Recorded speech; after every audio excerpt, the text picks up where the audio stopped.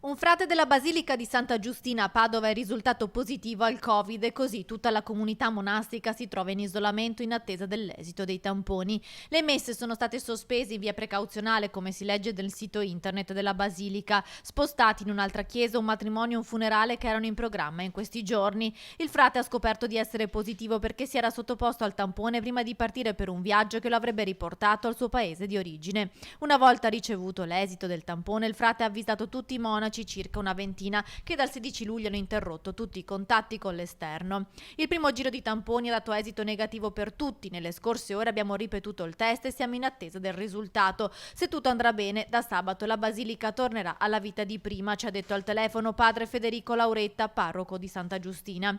Il frate positivo è asintomatico e sta bene, anche lui è in attesa di conoscere il risultato del suo tampone. Nel frattempo le celebrazioni sono state sospese fino al 31 di luglio.